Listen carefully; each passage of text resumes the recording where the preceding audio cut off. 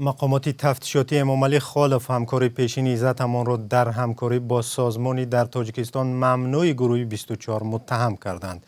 پیشتر او به دعوت اموی برای عملی نمودن تندگرایی با استفاده از رسانه‌ها یا اینترنت گمان بر می‌شد. امامعلی خالف در آخرهای ماه ایول از یک بازداشتگاه موقتی کورسک روسیه ناپدید و پس از 2 روز از بازداشتگاه در دوشنبه آشکار شد. مقامات تفتیشاتی تاجیکستان در پاسخ به خبرهای ربوده شدن او و هم عیبنامه اعلان شده خبر ندادند. همکارم میرزانبی خالقزاد این موضوع رو پیگیری داشت و در استودیو با ماست. میرزانبی، تفتیشی پرونده امامعلی خالف به کدام سمت روان است؟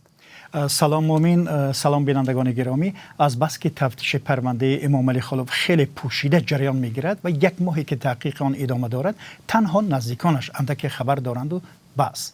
به کدام سمت حرکت کردن آن را تخمین زدن خیلی دشوار است.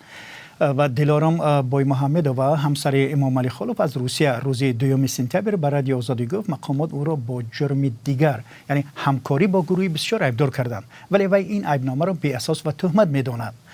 و همسرش میگوید روزی که در یک بازداشتگاه روسیه ناپدید شد و بعدتر در دوشنبه پیدا شد، اینک 1 ماه میگذرد، ولی به خویشاوندان اجازه ملاقات را با امامعلی خالف نمیدهند. پیوندانش میگن که مقامات تفتیشاتی به نزدیکان صحبت نمی کنند و از حال و احوال وی خبر ندارند که تفتیشات در چی شرایط صورت میگیرد. آنها میگن وقتی میخوان برایش وکیل مدافع بگیرن، هر وکیل با پرونده شناس میشود و از حمایت امامعلی خالف دست میکشد. ضمناً ما با یک نماینده مسئول گروه 24 هم درباره همکاری امامعلی خالف با این سازمان سوال دادیم و کاملا رد کرد و گفت درباره او بعدی بازداشتش که دزدیده به تاجیکستان برده شده است از طریق رسانه‌ها آگاه شده. اما گمان یا جرم اول در نسبت او، یعنی دعوت اموی برای عملی نمودن تندگرایی با استفاده از رسانه‌ها یا اینترنت بود، همین طور نه؟ کاملا درست. با همین گمان او را هنوز ماه می سال 2021 در غیبش گمانبر اعلام کرده و از مقامات روسیه درخواست استردادش را کرده بودند که با همین جرم تسلیم مقامات دوشنبه شد.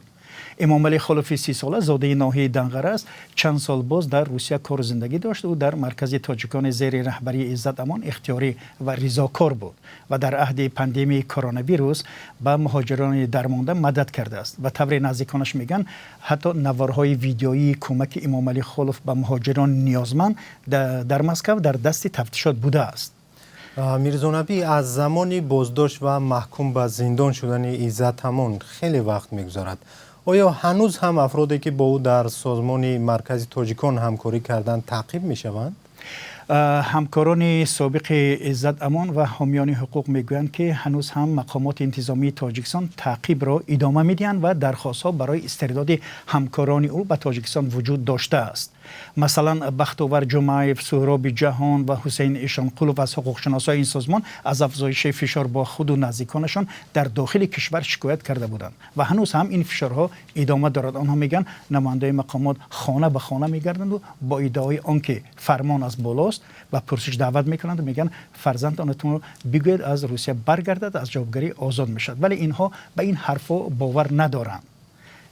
و تنها 1 نفر محمد خان ایگاموف همکار عزت امان که با اتهام قلابی در حجم مخصوصا کلان ایبدار میشد، در آخرهای ماه ایول سال روان با پرداخت جریمه از جوابگری آزاد شد و به مسکو برگشت. تشکر میرزانبی.